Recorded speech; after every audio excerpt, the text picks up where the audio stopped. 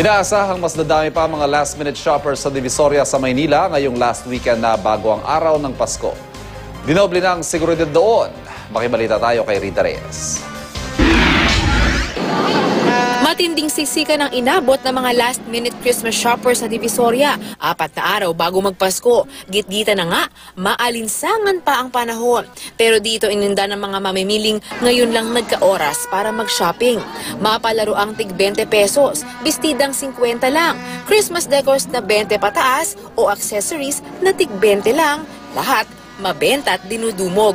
Ilang may pera.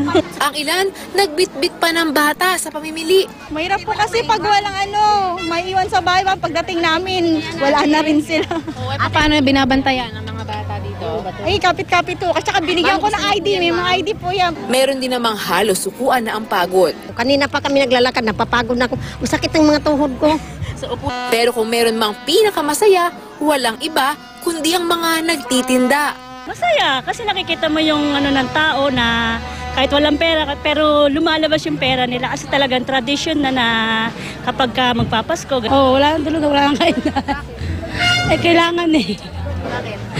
Kasi para makabawi kami sa pera na sayang namin. Marami na rin nalugi.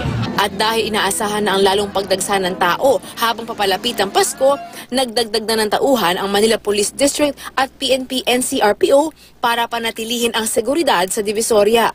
Nagpadala rin din ng NCRPO po ng mga augmentation dito sa mga bawat mall.